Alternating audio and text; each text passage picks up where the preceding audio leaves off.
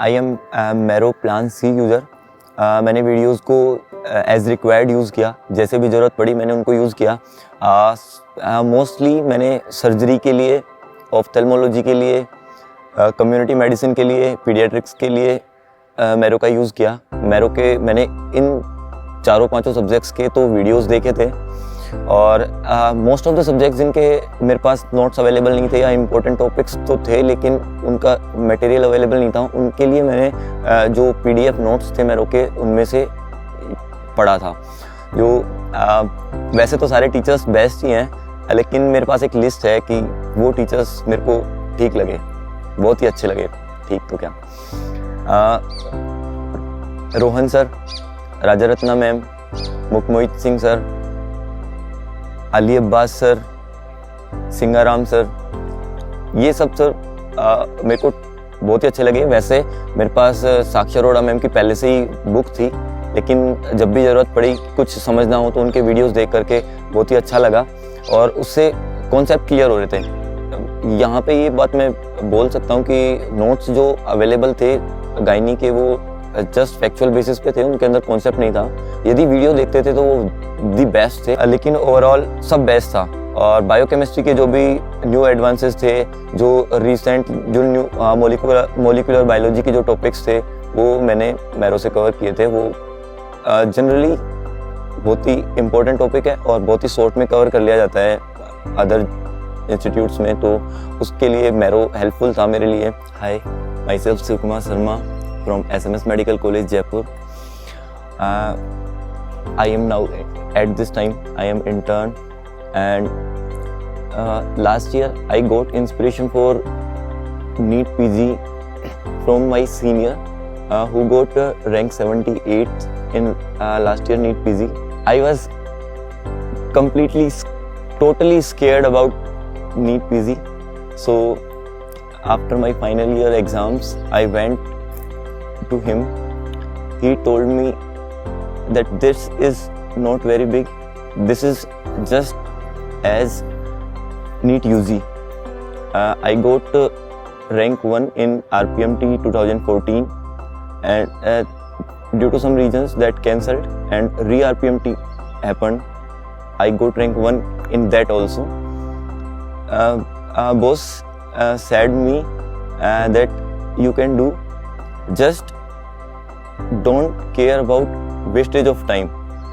Generally क्या होता है कि इंटर्न के अंदर लोग बाग तैयारी करते रहते हैं और थोड़ा सा भी टाइम वेस्ट होता है तो वो स्ट्रेस लेके बैठ जाते हैं, और स्ट्रेस पूरा नेक्स्ट 2-3 आवर्स और वेस्ट कर देता है। तो मेरा जस्ट यही रहता था कि जितना पढ़ना है उतना पढ़ लिया, स्ट्रेस होने लगा तो कुछ भी एंजॉइंग करने लग गया, किसी से भी घर में मस्ती वस्ती करने लग गया। उससे पहले 2011 में हमारे जूही अग्रवाल बॉस थे, उनकी 68 रैंक आई थी। उसके बाद से हमको लगा कि प्रिपेयर करना चालू करना चाहिए। उस टाइम हम सेकेंड ईयर में थे। सेकेंड ईयर में भाटिया ज्वाइन किया मैंने। उस टाइम फाउंडेशन क्लासेस लेता था लेकिन जस्ट फॉर मेकिंग नोट्स, इतना ध्यान नहीं दिया। लास्ट फाइनल ईयर तक इतना सीरियस नहीं था कि पीजी की एग्ज़ाम में कुछ अच्छा करना है। लास्ट में जब फाइनल ईयर के एग्ज़ाम ख़त्म हुए और रिज़ल्ट आया तो when in RPMT I was in top, and in final year exams I was not in top 20s. So some people said कि आप भी हमारी कैटेगरी में आ गए हो।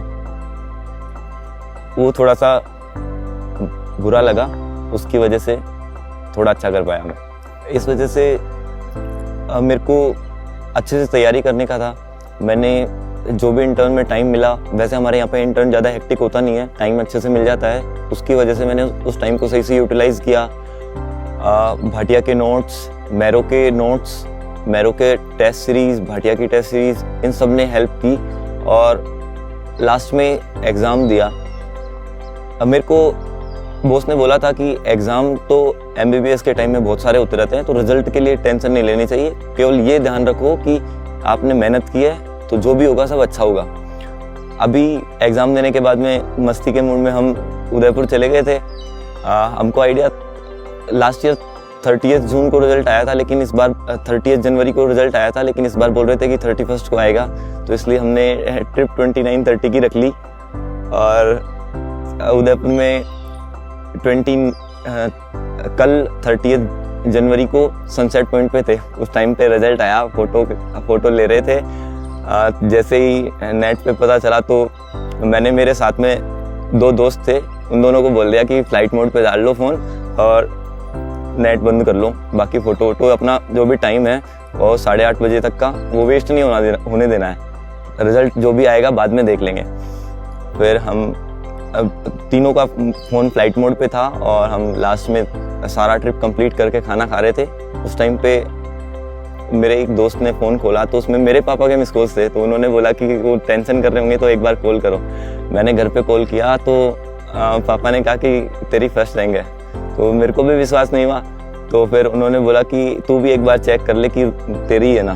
तो फिर मैंने चेक किया तो मेरी खुद को देखा तो विश्वास नहीं हुआ, क्योंकि एग्ज़ाम से पहले तो मेरे को लगता था कि मैं टॉप 10 में आ सकता हूँ, लेकिन एग्ज़ाम वाले दिन एग्ज़ाम वाली रात को एंग्जाइटी की वजह से मेरे को नींद नहीं आ पाई और एग्ज़ाम से जस्ट पहले मेरे को नींद से आने लग गई थी। तो मुश्किल से मेरे को मुंह धोने के लिए जाने दिया एग्जामिनर्स ने और फिर जा कर के मैं बैठ के पेपर दिया। तो मेरे को कुछ भी पता नहीं था, अनकॉन्शियसली पेपर दिया पूरा। लास्ट में एग्ज़ाम से बाहर आने के बाद में मेरे को ये था कि टॉप 50 में भी नहीं आएंगे, क्योंकि कोई भी कुछ भी पूछता था तो मेरे को मुश्किल से 10-15 क्वेश्चन याद थे। बाकी लोग क्वेश्चंस के लिए बोलते थे तो मेरे को ऐसा लगता था कि क्या पता ये भी क्वेश्चन आया था क्या, तो ये मेरे को पता नहीं था। तो जस्ट मैं तो इस भरोसे था कि 50 to 100 के बीच में आएगी और रैंक 1 आई, तो इट वाज टोटली अनएक्सपेक्टेड। अब मैं मेन चीज़ के बारे में बोलना चाहूँगा, वो है टेस्ट सीरीज़। बॉस ने मेरे को बोला था कि मैरो का सबसे पहले इंट्रो वाला टेस्ट दे लेना, जिससे बेसलाइन प्रिपेयर हो जाएगी।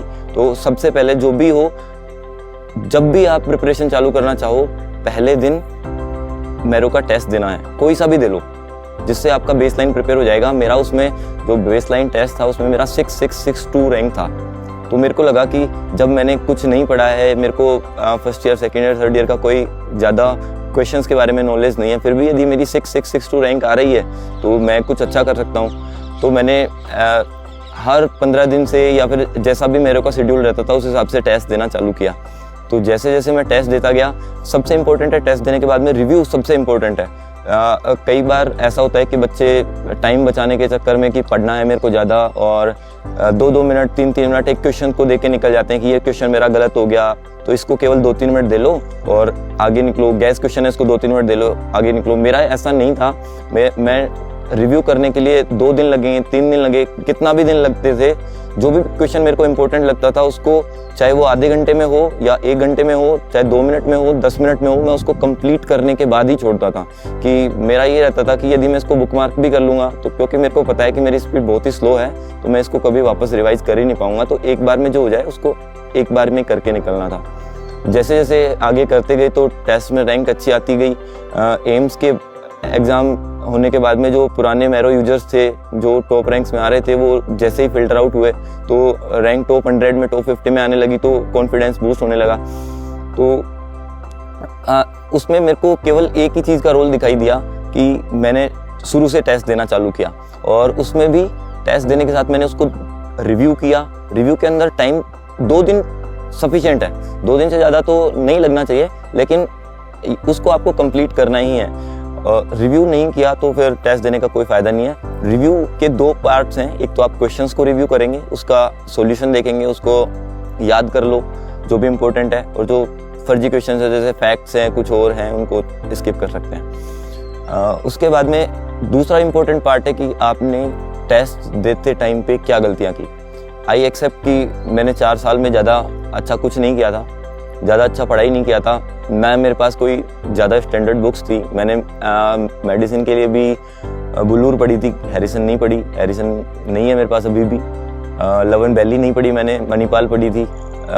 स्टैंडर्ड बुक्स मेरे पास मुश्किल से कोई होगी, और यदि थी तो वो मैंने नहीं पढ़ी, केवल जस्ट पासिंग के लिए जो बुक्स अवेलेबल होती है वो पढ़ा। तो लोगों को इस चीज़ से डरना नहीं चाहिए कि हमने 4 साल कुछ नहीं किया तो हम पीजी में कुछ नहीं कर सकते। You can take me as an example. मैं बिल्कुल सही बोल रहा हूँ कि मैंने स्टैंडर्ड बुक्स में नहीं पढ़ा। मेरे को ऐसा लगता है कि जो भी नोट्स मेरे पास अवेलेबल थे वो सफिशिएंट थे, जो मेरे कॉन्सेप्ट को क्लियर करने के लिए थे, क्वेश्चंस को क्लियर करने के लिए थे। दूसरा सबसे इम्पोर्टेंट है कि आप टेस्ट का रिव्यू करते टाइम पे अपनी गलतियां निकालें। मैंने क्या किया था, मैं फर्स्ट टेस्ट से ही मैंने एक कॉपी बना रखी थी, उसके अंदर मैं लिखता था कि कौन सा टेस्ट है, किस डेट को मैं दे रहा हूँ, कितने मैं क्वेश्चंस अटेम्प्ट कर रहा हूँ, मतलब कितने स्किप क्वेश्चंस हैं, कितने करेक्ट हो रहे हैं, कितने रॉन्ग क्वेश्चंस हैं, कितने मेरे टोटल मार्क्स आ रहे हैं, कितना मेरे परसेंटाइल आ रहा है, कितना रैंक है। और लास्ट कॉलम जो सबसे इम्पोर्टेंट था उसमें मैं लिखता था कि इस टेस्ट में मैंने क्या गलतियाँ की है और उन गलतियों को मैं अगले टेस्ट में सुधारने की कोशिश करता था। मैं मेरे रैंक में पूरा जो भी हाथ है वो इन टेस्ट को देता हूँ, क्योंकि मैं अब तक नीट पीजी मेरा 44वां टेस्ट था। मैं टोटल नीट पीजी से पहले 43 टेस्ट दे चुका था और उनमें भी मैंने नीट पीजी से पहले के लास्ट 15 दिन में यानी 14 दिसंबर से 29 दिसंबर तक केवल और केवल टेस्ट दिए थे। सुबह टेस्ट देना, शाम को उसको रिव्यू करना, सुबह टेस्ट देना, शाम को उसको रिव्यू करना। इससे अराउंड 4000-5000 के समथिंग जो रिपीटेड क्वेश्चंस थे वो मेरे थोरोली क्लियर हो गए, जिसकी वजह से मेरे को एग्ज़ाम में ज़्यादा टाइम भी बचा मेरा और कुछ चीज़ें जो फैक्चुअल थी वो याद भी रही। तो और अनकॉन्शियसली जो मैं बता रहा था कि वो अनकॉन्शियसली में इन टेस्ट का बहुत ही योगदान है, क्योंकि मैं आगे से शुरू से ही अपनी चीज़ों को, गलतियों को पकड़ के उनको निकाल रहा था। मेरे को शुरू से ही ये रहा कि टाइम मैनेजमेंट मेरा हमेशा से पुअर रहा। कम से कम 30 टेस्ट के बाद में मेरा टाइम मैनेजमेंट बैठने लगा, यानी दिसंबर के आसपास मेरा टाइम मैनेजमेंट सही से बनने लगा। उससे पहले तो मेरे कभी क्वेश्चंस स्किप हो जाते थे। यदि स्किप नहीं होते थे तो लास्ट के 1 घंटे के अंदर मेरे को आधे क्वेश्चंस यानी 150 क्वेश्चन करने पड़ते थे। तो ऐसा जो भी मेरे को गलतियां मिलती गई मैं उनको सुधारता गया। कईयों में टाइम लगा, लेकिन बीच में मैं भी बोर सा होने लग गया कि ये अपनी गलतियां सही हो ही नहीं रही है, लेकिन मैंने उसको छोड़ा नहीं और लोगों का सपोर्ट था, लोगों ने मेरे को मोटिवेट करते रहे, इस वजह से मैं ये कर पाया। I am marrow plan C user. मैंने वीडियोस को एज रिक्वायर्ड यूज़ किया, जैसे भी ज़रूरत पड़ी मैंने उनको यूज़ किया। मोस्टली मैंने सर्जरी के लिए, ऑफ्थेल्मोलॉजी के लिए, कम्युनिटी मेडिसिन के लिए, पीडियाट्रिक्स के लिए मैरो का यूज़ किया। मैरो के मैंने इन 4-5 सब्जेक्ट्स के तो वीडियोस देखे थे और मोस्ट ऑफ द सब्जेक्ट्स जिनके मेरे पास नोट्स अवेलेबल नहीं थे या इम्पोर्टेंट टॉपिक्स तो थे लेकिन उनका मटेरियल अवेलेबल नहीं था, उनके लिए मैंने जो PDF नोट्स थे मैरो के उनमें से पढ़ा था। जो वैसे तो सारे टीचर्स बेस्ट ही हैं, लेकिन मेरे पास एक लिस्ट है कि वो टीचर्स मेरे को ठीक लगे, बहुत ही अच्छे लगे। ठीक तो क्या, Rohan sir, Raja Ratna ma'am, Mukmohit Singh sir, Ali Abbas sir, Singaram sir, ये सब सर मेरे को बहुत ही अच्छे लगे। वैसे मेरे पास साक्षी अरोड़ा मैम की पहले से ही बुक थी, लेकिन जब भी ज़रूरत पड़ी कुछ समझना हो तो उनके वीडियोस देख करके बहुत ही अच्छा लगा और उससे कॉन्सेप्ट क्लियर हो रहे थे। यहाँ पे ये बात मैं बोल सकता हूँ कि नोट्स जो अवेलेबल थे गायनी के वो जस्ट फैक्चुअल बेसिस पे थे, उनके अंदर कॉन्सेप्ट नहीं था। यदि वीडियो देखते थे तो वो दी बेस्ट थे, लेकिन जब कभी भी केवल नोट्स पे जाते थे तो वो थोड़ा पुअर पड़ जाता था, लेकिन ओवरऑल सब बेस्ट था। और बायोकेमिस्ट्री के जो भी न्यू एडवांसेस थे, जो रिसेंट जो न्यू मोलिकुलर बायोलॉजी के जो टॉपिक्स थे वो मैंने मैरो से कवर किए थे। वो जनरली बहुत ही इम्पोर्टेंट टॉपिक है और बहुत ही शॉर्ट में कवर कर लिया जाता है अदर इंस्टीट्यूट्स में, तो उसके लिए मैरो हेल्पफुल था मेरे लिए। और मेरा GT का जो अभी, पहले तो ये GT एनालिसिस वाला ऑप्शन अवेलेबल नहीं था, लेकिन अभी जस्ट 4th एडिशन के अंदर ये ओवरऑल GT एनालिसिस का ऑप्शन आया है। उसके अंदर जब मैंने ओवरऑल GT एनालिसिस देखा तो मेरे को पता चला कि मैं जब एग्ज़ाम दे के आया था तो उसके बाद में मेरे को 10-15 क्वेश्चन याद थे। उनमें से जो मैक्सिमम फोरेंसिक के क्वेश्चन याद थे उनमें से 10 में से 6 क्वेश्चन गलत है मेरे। फोरेंसिक में 10 में से 6 क्वेश्चन गलत है और मेरा उसके बाद में जब ओवरऑल GT एनालिसिस चेक किया तो उसमें लोवेस्ट पोजीशन पे मेरा फोरेंसिक मेडिसिन था। तो मेरे को थोड़ा लगा कि हाँ भाई, मतलब लास्ट में मैंने 30-40 मैरो के टेस्ट दिए हुए हैं, तो उनसे जो ओवरऑल एनालिसिस निकल के आया वो एग्जैक्टली स्टैटिस्टिक्स हैं सब सारे, इसमें किसी का कोई मैनिपुलेशन नहीं है, अपने आप ही चीज़ें निकल के आ रही है। तो अपन को अपना लेवल पता चल जाता है, हर कमजोरी पता चल जाती है, क्या अपनी वीकनेस है, क्या अपनी कंप्लीट मतलब ये टॉपिक अपना स्ट्रॉन्ग है, ये चीज़ें पता चल जाती है। तो आप जो स्ट्रॉन्ग टॉपिक है उनको स्किप कर सकते हो, वीक टॉपिक्स पे आपको काम करना पड़ेगा। एक चीज़ मैंने जो ड्यूरिंग दिस प्रिपरेशन सीखा वो था कि मैं जून जुलाई तक ऐसा था कि मेरे को कुछ टॉपिक्स में डर लगता था, तो मैं उनको छोड़ देता था कि मैं इसको नहीं पढ़ रहा, मेरे को ये याद नहीं हुआ। मैंने जैसे कि माइलस्टोन्स वाला था, मैंने फाइनल ईयर के अंदर बहुत कोशिश की, 4-5 बार उसको पढ़ा, लेकिन माइलस्टोन्स याद ही नहीं होते थे। जून जुलाई तक मैंने 7-8 जीटी दिए होंगे, और उसके अंदर मेरे को पता चला हर बार एक दो क्वेश्चन माइलस्टोन्स के आ रहे हैं, कभी तुक्के से सही हो जाता है, कभी गलत हो जाता है, तो कुछ भी इसके बारे में आइडिया नहीं था कि जस्ट वो तुक्के से ही सही हो रहे थे। तो उसके बाद में मैंने एक दिन सोचा कि इसको कैसे कंप्लीट करूं। डर लग रहा था कि ये वापस से याद नहीं होगा, लेकिन एक दिन मैं उसको लेके बैठ गया। पूरा दिन मैंने माइलस्टोन्स को दिया, केवल 4, gross motor, fine motor, social, linguistic, ये 4 माइलस्टोन्स को पूरा एक दिन दिया। उसके बाद में वो ऐसे याद हुए कि मेरे को वापस रिवाइज करने की ज़रूरत नहीं पड़ी। तो उसके बाद से मेरे को लगा कि जो चीज़ों से मैं डर रहा हूँ, यदि मैं उसको एक बार अड़ के करने लग जाऊँगा तो वो ईजीली सोल्व हो जाएंगी। और उसके बाद में कई टॉपिक्स ऐसे थे जिनसे मैं हर बार डर रहा था, वो लास्ट में नवंबर-दिसंबर में जाके मेरे कंप्लीट हुए। बीच में वीक पॉइंट भी था कि नवंबर में थोड़ा सा कुछ फैमिलियल इश्यूज़ की वजह से पढ़ाई बिल्कुल हट ही गई थी पटरी से। उसमें हमारे सीनियर्स ने और जूनियर्स भी, बैचमेट्स, सब ने मेरी हेल्प की, मेरे को मोटिवेट करते रहे कि यू कैन डू, 1 महीना ख़राब होने से कुछ नहीं होगा, सब सही है, तू अच्छा करेगा। तो उनकी मोटिवेशन की वजह से मैं वापस से पटरी पे आया। तो लास्ट में फिर मैंने यही डिसाइड किया कि मैं मुश्किल से मेरा एक और चीज़ मेरे अभी वापस ध्यान में आई कि रिवीजन के ऊपर लोग बाग बहुत क्वेश्चन करते हैं कि कितने रिवीजन होने चाहिए। मैं सही बताऊं, मेरा 30 सितंबर को फर्स्ट रीडिंग कंप्लीट हुई थी। उसके बाद में मैंने अक्टूबर में और नवंबर का टाइम जो भी थोड़ा बहुत मेरे को मिल पाया था, उसके अंदर मैंने फर्स्ट रिवीजन किया था। सेकंड रिवीजन के लिए मेरे पास टाइम ही नहीं बचा था, तो मैंने जो 10-15 दिन थे, जो 14 दिसंबर से तो मैंने लगातार कंटिन्यूस टेस्ट देना चालू कर दिया था।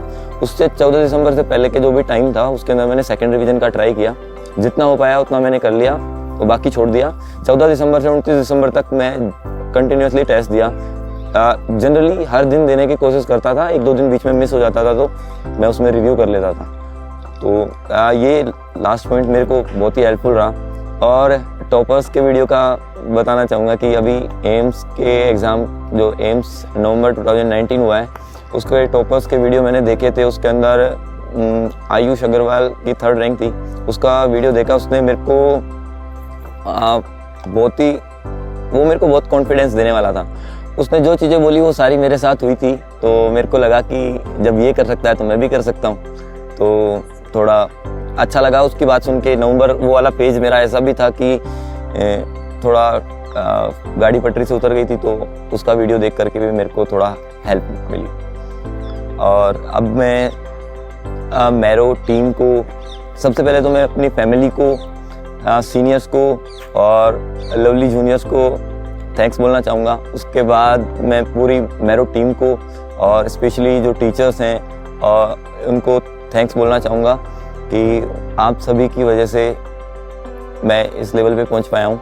मैं ये मानता हूँ कि टॉप 20 रैंक्स में कोई फ़र्क नहीं होता है, और ये जस्ट केवल एक लक की बात है कि मेरे 1-2 क्वेश्चन तुक्के से सही होंगे। 100% की लोग बागों के जो टॉप 20 हैं उनके अंदर ज़्यादातर के सेम क्वेश्चन सही हैं। 1-2 क्वेश्चन जो भी थोड़ा बहुत इधर उधर स्कोर वाला आया था वो ऊपर नीचे हो गया, उसकी वजह से थोड़ा रैंक में चेंज है, बाकी और कुछ नहीं है। टॉप 20 रैंक्स बराबर से होते हैं। तो मैं जितने भी मेरे कलीग्स हैं, जूनियर्स हैं, सीनियर्स हैं, टीचर्स हैं और मैरो टीम के जो भी मेंबर्स हैं, उन सभी को थैंक्स बोलना चाहूँगा। और सभी जूनियर्स को ये बोलना चाहूँगा कि आप डरना नहीं है। 4 साल कुछ नहीं किया, कोई बात नहीं, एक इंटर्न में भी आप बहुत कुछ कर सकते हो और वो सफिशिएंट होता है। इंटर्न के टाइम को आपने सही से यूटिलाइज कर लिया तो वो सफिशिएंट है।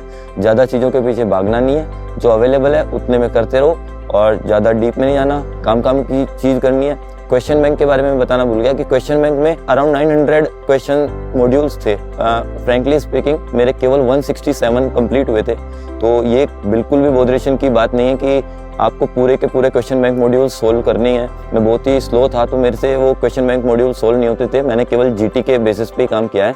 जीटी में मैंने 44 टेस्ट दिए हैं, तो उसमें 300 क्वेश्चन के हिसाब से अराउंड 12-13 हज़ार के आसपास क्वेश्चंस हो गए। वो सफिशिएंट थे, वो हाई यील्डिंग क्वेश्चंस थे, तो उन पे मैं तैयारी होती गई। तो टॉपिक्स भी जो भी थे वो स्ट्रॉन्ग हो गए और उसका मेरे को हेल्प मिला। Thank you.